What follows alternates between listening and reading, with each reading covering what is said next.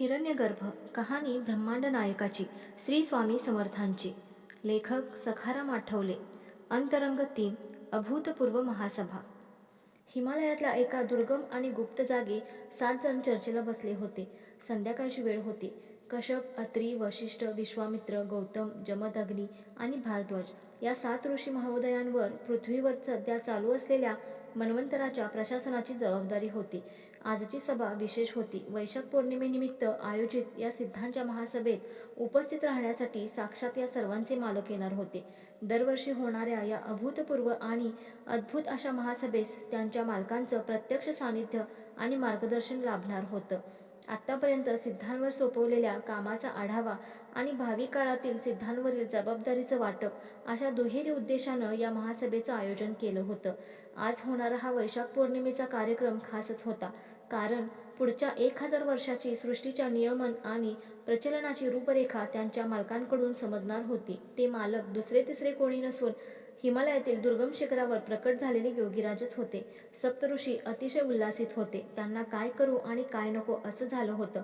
योगीराज आज कित्येक वर्षानंतर भेटणार होते. वातावरणात सर्वत्र आनंदाच्या स्पंदन लहरी उठत होत्या. गोरज मुहूर्तावर सहस्ररश्मी सूर्यनारायणाची सृष्टीचा निरोप घेणारी प्रकाश किरणे हिमपर्वतावर पडून मंदपणे परावर्तित होत होती. हिमालयातील अत्यंत उंच स्थळी पसरलेल्या त्या पठारावर या सभेची जागा नियोजित केली होती. थोड्या उंचवट्याच्या जागी एक सपाट लांबरुंद शिळा होती. सप्तऋषींनी तिची निवड योगीराजांच्या आसनासाठी केली. नक्षत्र आणि तारकांनी सुशोभित केलेल्या त्या आसनांची शोभा केवळ अवर्णनीयच होती. योगीराजांच्या आसनासाठी दुसरं काय शोभून दिसणार. 2 विशेष अतिथी देखील या अभूतपूर्व महासभेस येणार होते. त्यांच्यासाठी देखील त्या आसनांच्या उजव्या आणि डाव्या दोन्ही बाजूला चांदण्याने सुशोभित आसन तयार केली गेली होती. त्या तिन्ही आसनाभोवती अर्धवर्तुळाकार जागेत एक सिद्धांसाठी प्रशस्त आसनांची व्यवस्था केली होती. अष्टदिशांना तेवणाऱ्या समया वातावरणाची शोभा वाढवत होत्या. वैशाख पौर्णिमेचा चंद्रही आज अतिशय उल्हासित झाला होता. आज त्याला आकाशपटलावर उगवण्याची घाई झाली होती. हिमपर्वतावरील उंच पठारावरून ते चमचमते चंद्रबिंब विशाल भासत होते. आज त्यांचा नितळ आणि सिग्ध प्रकाश अतिशय आल्हाददायक वाटत होता. आजच्या विशेष सभेला प्रकाशित करताना चंद्राचा उत्साह जणू ओसांडून वाहत होता. पुढचे 2 प्रहर सप्तऋषींना बरंच काम होतं. कारण ब्रह्ममुहूर्तावर योगीराज आणि विशेष 2 अतिथींचं आगमन होणार होतं. कामाच्या लगबगीत असलेल्या ऋषीवर्यांनी शिखराखाली नजर टाकली. होऊ घातलेल्या विशेष महासभेसाठी विश्वातील सर्व सिद्धात्मे प्रकाशकणाच्या रूपानं तरंगत तरंगत वर सरकत होते. जणू काही रात्रीच्या अंधारात हजारो चमचमणाऱ्या काजव्याची लाट तरंगत वर येत होती. सर्व आसमंत एका विशेष चेतनेनं भरून गेला होता.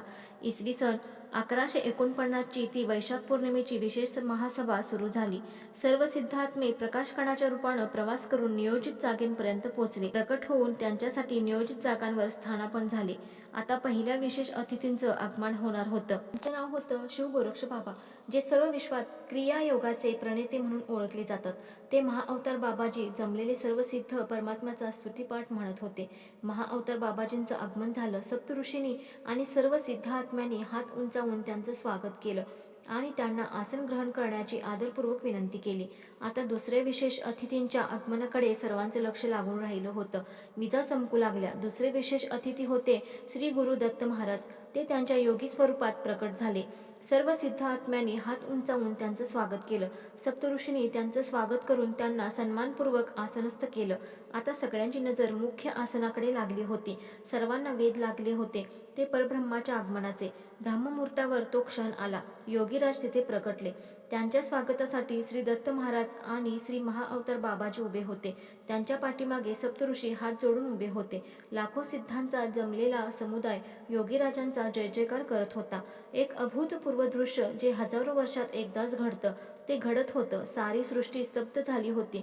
श्री दत्त महाराज आणि श्री महाअवतार बाबाजी योगीराजांना मध्यभागी असलेल्या मुख्य आसनाकडे घेऊन गेले. सप्तऋषींनी योगीराजांना त्यांच्यासाठी निवडलेल्या विशेष शिळेवर आसन ग्रहण करण्याची विनंती केली. योगीराजांच्या परवानगीनं त्या महासभेची सुरुवात झाली. योगीराजांनी स्वागत स्वीकारलं आणि हात उंचावून सर्वांना शुभाशीर्वाद दिले. योगीराजांनी मानेनेच खून करून कश्यप ऋषींना सभा सुरू करण्यास अनुमती दिली. सभेत जमलेले सर्व सिद्ध आपापल्या नेमून दिलेल्या कामाचा अहवाल देऊ लागले. त्यांना कार्य करताना आलेल्या अडचणी त्यांनी विशद केल्या. अनेक अनुभवी जाणकार सिद्धांनी काही नवीन प्रस्ताव मांडले. त्यावर मनमोकळी चर्चा घडून आली. योगीराज, श्री दत्त महाराज आणि श्री शिवगोरक्ष महाअवतार बाबाजी लक्षपूर्वक सर्व ऐकत होते आणि प्रसन्नतेने मान डोलवत होते. आता सर्वांचे कान आजच्या सभेचे विशेष आकर्षण असलेल्या श्री योगीराजांच्या मार्गदर्शनाकडे लागले होते. श्री योगीराजांच्या मुखातून साक्षात सरस्वती ओघवू लागली. धीर गंभीर आवाजात योगीराज बोलू लागले. सर्वप्रथम त्यांनी सिद्धांनी केलेल्या कार्याबाबत समाधान व्यक्त केलं. आजच्या सभेचं विशेष आकर्षण असलेलं त्यांचं मनोगत व्यक्त करताना ते म्हणाले, सध्या सर्व सृष्टी कलियुगाच्या अंमलाखाली आहे. सनातन धर्म आणि सृष्टीच्या पालनासाठी आपण सर्व सिद्ध महात्मे जे काम करत आहात ते अत्यंत प्रशंसनीय असंच आहे. पुढची 7 शतकं मी स्वतः अवतार घेऊन भारतवर्षात भ्रमण करणार आहे. 14व्या शतकाच्या सुरुवातीला म्हणजे 1320 ते 1352 पर्यंत मी श्रीपाद श्रीवल्लभ या नावानं अवतारित होईन. पण 14व्या शतकाच्या उत्तरार्धात म्हणजे 1378 ते 1459 मी व्रतस्थ संन्यासी श्री नृसिंह सरस्वती स्वामी म्हणून ओळखला जाईन.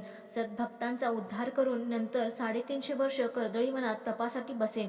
19व्या शतकाच्या सुरुवातीस भारत भ्रमणास निघेन. संपूर्ण भारत भ्रमण करून 19व्या शतकाच्या उत्तरार्धात म्हणजे 1856च्या सुमारास प्रज्ञापुरीस येऊन तिथे 22 वर्ष लीला दाखवून नंतर निजानंदी बैसेन. या येत्या 730 वर्षात मी तुम्हा सर्वांच्या बरोबरीनं सदेह कार्यरत राहून सकल प्राणीमात्रांचं कल्याण करेन. आपल्याला समाजात मिसळून आणि त्यांना सांभाळून स्वधर्माची वाट दाखवायची आहे. दिवसेंदिवस प्रगत आणि प्रगल्भ होणाऱ्या माणसांच्या जीवनमूल्यांमध्ये बदल होत आहेत. त्यामुळे काही अंशी गोंधळलेल्या समाजाला सावरून त्यांना सुयोग्य मार्गावर ठेवणं हे काम आपल्याला अग्रक्रमानं करावं लागेल. मानवानं आपल्या हुशारीच्या जोरावर निसर्गचक्रात अक्षम्य ढवळाढवळ केल्यामुळे पर्यावरणीय असमतोल निर्माण होऊन जगावर भावी काळात अनेक संकटे कोसळणार आहेत. या साऱ्या संकटातून मानवजातीला सावरण्यासाठी कराव्या लागणाऱ्या अपरिमित प्रयत्नात आपल्याला सगळ्यांनाच एकत्र काम करायचं आहे. आपल्यावरची ती सर्वात मोठी जबाबदारी आहे. भावी कार्यासाठी अभीष्टचिंतन. शुभम भवतु. महासभेचा समारोप झाला होता. उषःकाळची प्रकाशकिरणे डोकावू लागली होती. सर्व सिद्धात्मे, सप्तऋषीगण, श्री दत्त महाराज आणि शिव गोरक्ष महाअवतार बाबाजी आपापल्या स्थानी रवाना झाले. योगीराजांनी परत भ्रूमध्यात दृष्टी वळवली आणि सर्व आसमंतात ओंकाराचा ध्वनी घुमला. श्री स्वामी समर्थ.